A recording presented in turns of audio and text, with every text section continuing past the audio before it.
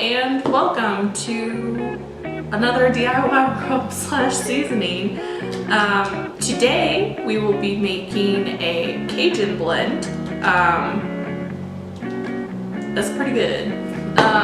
It will have some cayenne in it. So if you're not particularly fond of spicy, you can either cut back on how much of this we put in, or we have other videos that you can watch and make that recipe instead. Okay, so we're gonna start with our salt. I'm just using good old-fashioned regular salt. If you like to use Himalayan pink salt or kosher salt or sea salt, you're still gonna use the same amount of salt that I'm using, which is 2.5 tablespoons.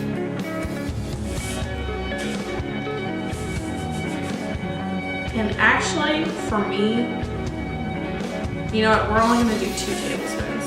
We don't need that other half. We'll replace it with something else. So 2 tablespoons of salt.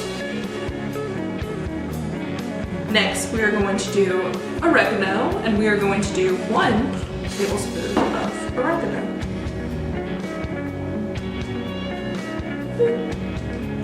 I love the smell of oregano. And then we're going to do paprika, a tablespoon of paprika. Oh, spilled a little, but that's okay. That's why we pour it over the bowl. Then cayenne, and yes, a tablespoon of cayenne.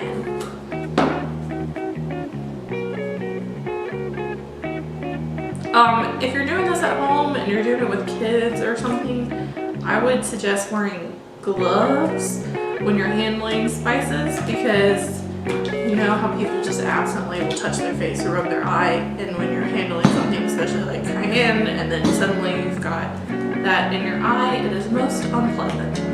We're going to be doing a tablespoon of black pepper. I've been using this tablespoon for everything, so I'm going to pour it so dunk it.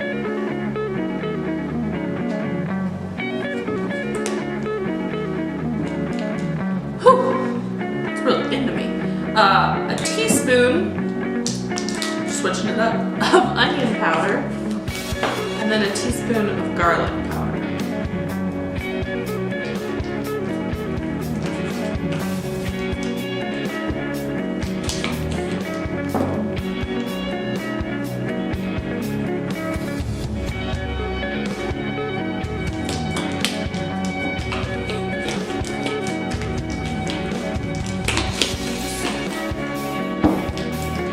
And then you're going to take something to stir it with, and you are just going to mix it right up in that bowl there. And you want to make sure, like, you go all the way down to the salt and really get it all mixed in. You can use a whisk, you can use a fork, you can use a mixer, not a mixer, you can use a spoon to mix it with, whatever you want. You can use one of those like icing spatulas. You just want to make sure that it's well mixed so that it all looks like one product, one blend. You don't want to see like a big chunk of salt sitting at the top when you go to pour it in, or have like a line of cayenne. That would be awful for the few people that would just get that little line of cayenne. Just mix it really well. I like to do the sniff test. It smells good to me. If there's something that you're not liking or that you think that you're missing, you don't have to follow this exact recipe. Do the sniff test. Add a little something else in if you'd like.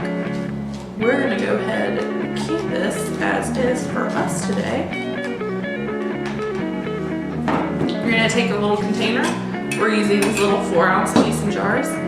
And then you can scoop it, pour it, whatever you like. I'm pinching, we've got these fun bowls that just pinch and just pour straight in to our lovely container. And that just went right up to the top.